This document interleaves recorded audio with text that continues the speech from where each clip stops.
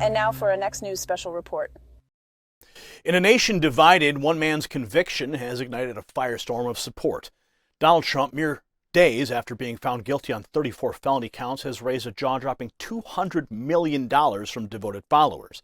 As the MAGA movement rallies around their embattled leader, constitutional lawyer Jonathan Emord prepares to file an amicus brief on their behalf, seeking to overturn what he calls a sham trial. But will it be enough to save Trump and our republic? Well, just like how Trump's supporters have rallied behind him in his time of need, we at the Next News Network need your support more than ever. We're fighting to keep the flame of truth burning bright, but we can't do it without you. Your donations, no matter the size, can help us continue our mission of delivering the truth to the American people.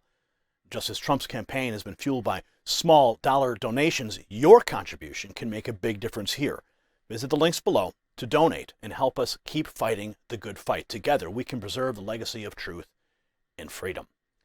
Now, in a stunning display of loyalty, President Donald Trump's supporters have rallied behind him, donating over $200 million to his campaign in just 3 days following the conviction on 34 counts.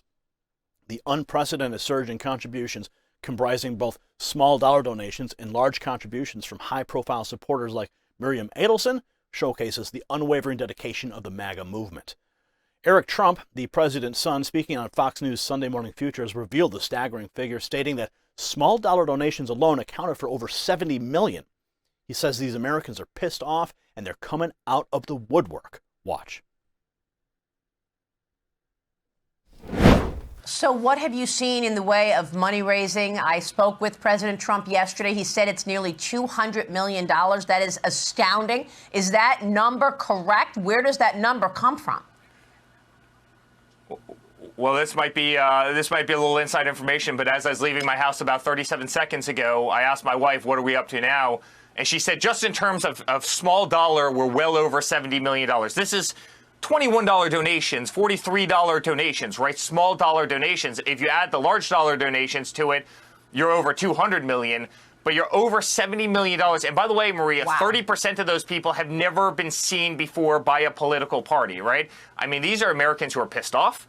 They're coming out of the woodwork, and they want to support a guy that they just believe is getting bamboozled by a system. And we saw it with impeachment 1. We saw it with impeachment 2. We see it where they weaponize every liberal DA and AG across the country with one intent, to take him down, to slander him, to ruin his reputation, to try and divide his family, to try and bankrupt him, to throw him in jail, to do whatever the hell they can do.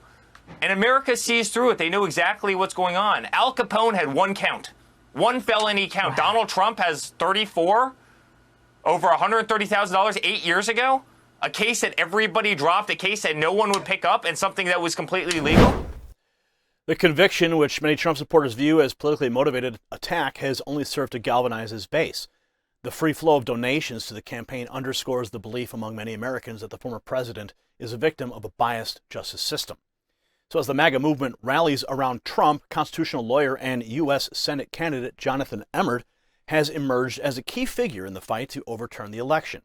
He announced that he would be filing an amicus brief on behalf of the MAGA Caucus and other concerned groups, arguing the trial was a sham and it infringes upon the First Amendment rights of both Trump and his supporters. In a passionate speech at a Free Trump rally, he declared that under the First Amendment, you not only have a right as a candidate to communicate your views, but those who wish to receive it have a right to receive it, and that's where the MAGA Caucus comes in. He vowed to present the amicus brief with eloquence and brilliance, confident that it would overturn the court verdict. Watch. So how do you take action in Donald Trump's case? Well, this is how you do it. You do it through an amicus brief. Now, what is an amicus brief? It's a friend of the court brief, routinely accepted by courts across the country. And in that brief, we can argue things and explain things that are part of the record that the parties in the case will not devote time to. And we can explain the ramifications of this. What does it mean for us, those who are in the MAGA Caucus? What does it mean? It means that they who are Trump supporters, and there are many other groups in Virginia too that are joining in this, it means that they who are Trump supporters are not able to interact with their client, with their candidate, if he is incarcerated, if he is subject to detention.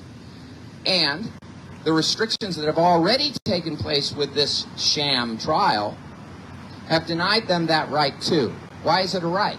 Under the First Amendment, you not only have a right as a candidate to communicate your views, but those who wish to receive it have a right to receive it. And that's where the MAGA Caucus comes in. So they have a direct interest because their preferred candidate is being denied, they're being denied access to their preferred candidate, who has an undoubted right to run for election, even if he were a felon.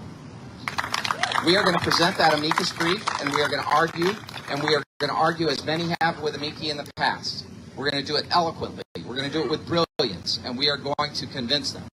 And what does an amicus do? An amicus is not a party to a case. The court can look at an amicus brief or not in its discretion. But the fact of the matter is, time and again, in critical cases like this one, courts have looked to amici to give them information, background information and details, effect information about the full effects of a decision, as well as detailed understanding of aspects of both constitutional and statutory law that may not be fully addressed by the parties. Now, his involvement highlights the broader implications of Trump's conviction for our republic. As he stated in a press release, law and legal procedure are precedential. If they can do it to President Trump, they can do it to anyone. So the battle lines have been drawn and the future of our nation hangs in the balance. Will Trump's conviction stand, or will the amicus brief turn the tide? As we watch this critical moment unfold, one thing is clear: the MAGA movement will not go down without a fight. If you got value from this report, tap subscribe. It's time for my final thought. The unprecedented outpouring of support for President Trump in the wake of his conviction, a staggering $200 million raise, is a testament to the resilience and determination of the MAGA movement. Is Jonathan Emord and the MAGA Caucus prepared to fight back against what they see as a miscarriage of justice? We must ask ourselves, what kind of nation do we want to be? One where political differences are settled in the courtroom, or one where the voice of the people is heard and respected? Congratulations, you made it to the end of the video. Now keep up your quest for truth with this next news report. And if you found our channel enlightening, join the millions who agree with you. Tap subscribe. Thank you for watching the Next News Network.